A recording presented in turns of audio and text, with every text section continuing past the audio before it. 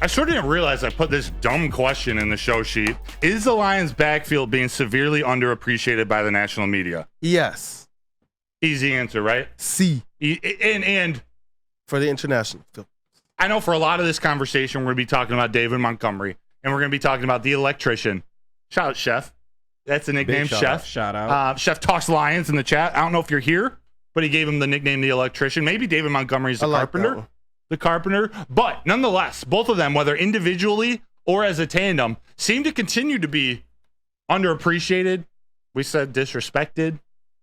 Just not viewed as high as we believe they are here in Detroit. And maybe that is because we see them every week. We're close to this story. We're close to their improvements. But man, I'm trying to put myself. I'm with you. I'm trying to put myself in another market and looking on. It's like if I could build the perfect backfield, this would be it. Yeah. Power, speed, agility, like any situation, these two guys can handle it. And we aren't even talking about Craig Reynolds. I'm thinking that they get put into this tier. I'll bring these names up again. Craig Reynolds, Sione Vaki, Zonovan Knight. Like, they have quality depth as a team, but that's not how this running back room needs to be illustrated to the world, needs to be shared. And that's exactly what CBS did.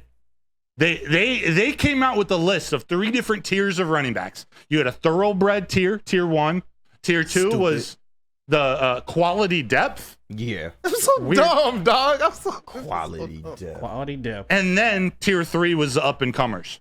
And in tier 1, JB, if you could throw up the tier 1 graphic, if it's in there. Oh, yeah. So we're going to see the Lions on there, right? You would expect to, right? Okay. 4 teams in the tier 1 list. You would think the Lions would probably be in the top 4. But no. They have San Francisco, which I'm cool with. They have Baltimore, which I'm cool with. They have Eagles, which I have to think about for a hot minute, but I'm cool with. Mm-hmm. But then my big problem's with that 4th one, the Green Bay Packers. What did I say 2 weeks ago on this show? That the national media, for whatever reason, choose my words correctly, just finds the craziest ways to overinflate the Green Bay Packers. Yeah, it's nuts, bro. It's like everybody is ready to just say, you know what? Q season, Lions. Let's go Packers. What is going on here, dog? Aaron Jones didn't even have the best year last year. And he's not even on the team anymore. Exactly. What is going on? We haven't seen Saquon with the Eagles yet. I understand Saquon is him, but he's also very injury prone. So this is ridiculous, bro. Let's show tier 2 because we're coming back to tier 1 to talk about these Packers. But tier 2, this is the quality depth tier. This is where the Lions got put with another team that I think should be considered in the top tier in tier 1, and then 3 other solid teams. So we got the Lions, the Dolphins, the Steelers, which I like their backfield. Yeah. I'm not ready to put them into tier 1. I think what their draft, like what they did this offseason, they should be better. They should be good, but fine, quality depth. Saints, Jaguars have question marks about that, but they're definitely looking at the history of Alvin Kamara there. But some of this, comparing this to tier 1, comparing the Lions to, let's just call a spade, the Lions to the Packers. We're talking Josh Jacobs, a former All-Pro, former running back.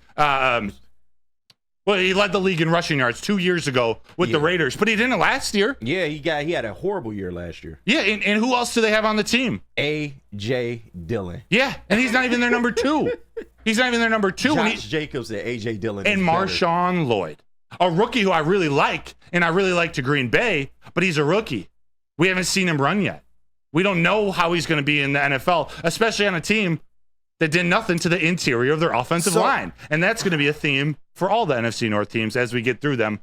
But so we're talking Josh Jacobs, Marshawn Lloyd versus David Montgomery and Jahmyr Gibbs. I'm taking David Montgomery and Jahmyr Gibbs all day, every day, and again on Sunday. Yeah. Literally, you could put the Lions' 3rd, 4th, and 5th running backs in this tier. This is where the quality depth. It's Craig Reynolds. It's Zonovan Knight. It's Sione Vaki. Although he's a rookie, so for my, if I'm going to say that about the Packers, all right, put them in tier 3. Yeah. But this Lions running back room, if we're going by what have you done for me lately, which it seems everything is like that, and all the quarterback conversations, the Jared Goff versus Jordan Love, and all these conversations, it's what have you done for me lately? So let's, JB, if you could put up those stats that I sent over that compare David Montgomery, Jahmyr Gibbs, and Josh Jacobs from last season, where Josh Jacobs, I don't know if he played, so he only played in 13 games, but look, he had more rush attempts. Yeah. Well, I mean, significantly more. They didn't have a choice, and it wasn't all his fault that he had a bad year last year. But when you don't have a quarterback and you're as bad as the Raiders were, like, of course they're going to run the ball a lot. Yeah, the situation, I mean, of course that's part of it. The Lions have a fantastic offensive line. The Raiders didn't. Yeah. I'm not blown away by the Packers' offensive line. It's not like so we're going by what are we projecting, Josh? Is he going to be the NFL's leading rusher again? So just him over these two from last year. I'm not factoring in Marshawn Lloyd or A.J. Dillon. He's trash too. Significantly less rush attempts for both the running backs, more yards, more touchdowns, more receiving touchdowns. Across the board, they performed better than Josh Jacobs last year. Yeah. So basically, the Lions should be in that tier 1. The Packers should be in tier 2. Maybe no sense, tier bro. 3. I won't argue with tier 2. And you know what? Remember the PFF list I sent you of the top 32 running backs? I do. With Jahmyr Gibbs 9th. Here on our back wall, we got the graphic. And we got David Montgomery came in at number 23. Yeah. I don't understand this, though. They had Bijan Robinson at number 5. Which is significantly higher than Gibbs. And they had DeAndre Swift, I believe, at number 20 ahead of David Montgomery. It's crazy, man. What are we doing? I am so confused right now. Like, what are we really doing? The full list is crazy. I sent you that full PFF list, too. It's wild to me. And that's why I sent the David Montgomery and DeAndre Swift their head-to-head stats. Yeah. Total monster David Montgomery is. What a monster. Then if you go back a couple weeks, Mike Florio and Chris Sims also put out the best backfields list, and the Lions didn't even get a mention in that list. Yeah, not even there were 6 ahead of him? Yeah. It doesn't make sense. It doesn't. In this PFF list, they had Bijan ahead of Gibbs, Breece Hall ahead of Gibbs, Aaron Jones ahead of Gibbs. Normally, I'm okay with Aaron Jones being ahead of Gibbs, but he was injured last year. Yeah. So I don't know how I feel about that. But then Montgomery at 23. Come on, man. At 23, Travis Etienne was at 11. Tony Pollard at 14. Rookie who was injured half the season last year, Devon Achane at 18. Jalen Warren at 19. Swift at 20. All right, I got to ask this then. How underrated are the Detroit Lions right now by national media? This doesn't make any sense to me. It doesn't make any sense. You got Jared Goff showing up at 16th in some PFF lists. You got these running backs that they're like, okay, yeah, we'll rank you in the top 32, but we're going to put you behind guys that you're clearly better than. Like, is this what they believe will happen? They believe that the Lions are going to regress, or that all these other people are going to outperform the things that they've already done? The national media are waiting on the Lions' downfall. They got on the train last year because it was cute. They, at the end of the year in 2022, we beat Green Bay. They had no choice but to notice us. We had the year last year. It was all cute. Oh, look at this cute story. The Lions, they're finally winning. Yeah. And now they're waiting on our downfall this year so they can be like, hey, we told you so. It's the Lions. Yeah. It's the Lions. What I need I know it's maybe impossible. I need consistency out of all these lists, or consistency within individual lists. Like when we see these lists that have Jared Goff at 16, but Brock Purdy at 2, it's ridiculous. What is going into these decisions? Like if Jared Goff's at 16 and you have Brock Purdy at 13 or at 19, okay, at least I understand what this person is trying to convey with their list. But when those two are separated, when you put Jared Goff at 16, but then you have all of his weapons at 23, at 9. You rank the wide receiver room that people don't give enough credit to. Amon-Ra is usually talked about well, but then it falls off. But so you're not giving credit to Jared Goff. You're not giving credit to the weapons. What do we do? We're not giving credit to the coaches?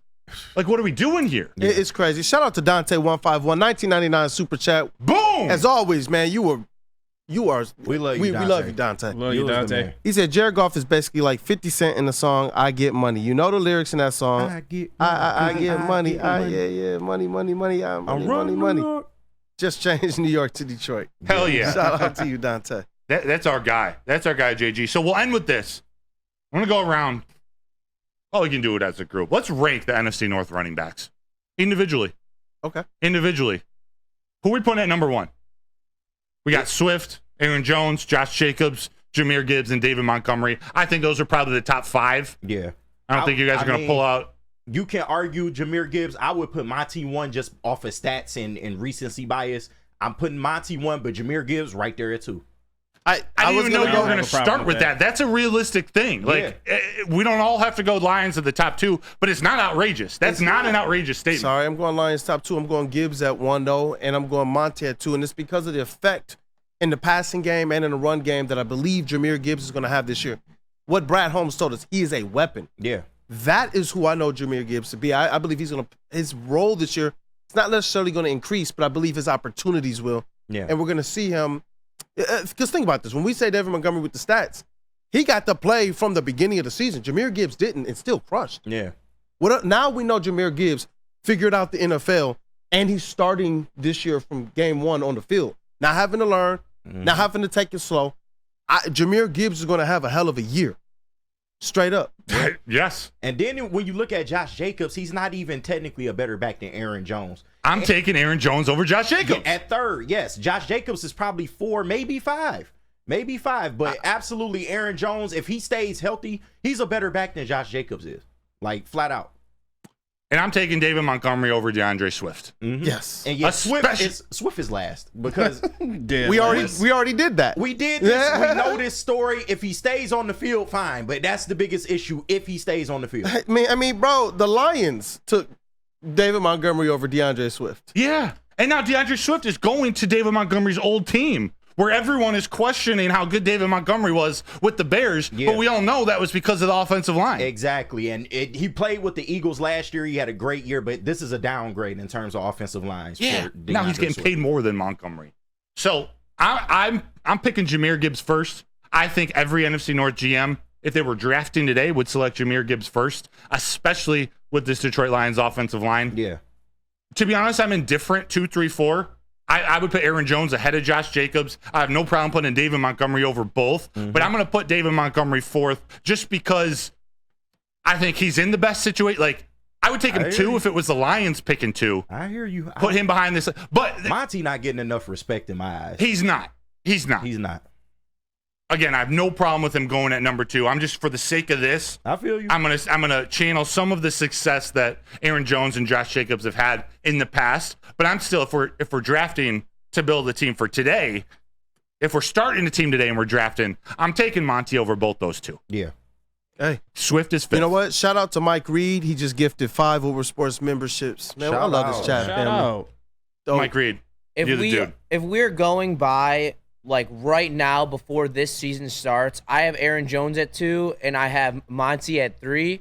I can dig with that. If we're going into next season in the situations they're in, I'd 100% have Monty over Aaron Jones. I do 100%. not like the situation he's in at all. Yeah. And who's your number 100. Gibbs. 100. I have Gibbs as a top 5 running back in the NFL. We got into it on Young man. my podcast with Joel, Ying Sports. Shameless plug. Please tune in. But in this situation, with David Montgomery on the Lions, clearly number 2. Oh, 100%. Number 2, that's not a question. I was just saying, if other teams were drafting and they didn't have this situation, you might go with Aaron Jones or Josh Jacobs over DeMont, just because we've seen DeMont with the Bears. And I think people... I'm not even making a good case. He is the second best running back. Screw it. I think people are forgetting how good of a runner Monty is in the open field as well. In that Chargers game, thank you, Justin. You saw him make that play that was, what, a 75-yard touchdown?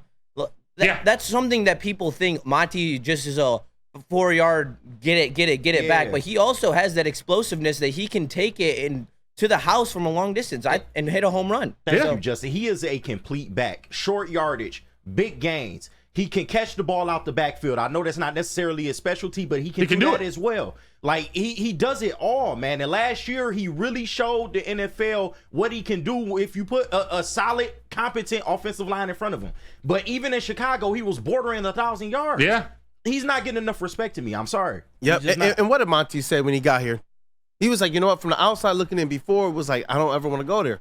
I don't know what's going on there. He said when things turned around and he actually had an opportunity to come here, he was like, yo, this is the best team I played on. And he the said best offensive he line. was willing to get water. He just wanted to be on the field. He wanted to make a difference. That was the best introductory press conference I think I've ever seen. Yeah. Just in terms of what this team needed, him and his personality and the words he said at that time and place in this franchise history. He's like, I don't care what I do here. I'll get water for Jared Goff if he needs it. I'm here to help this team win a Super Bowl.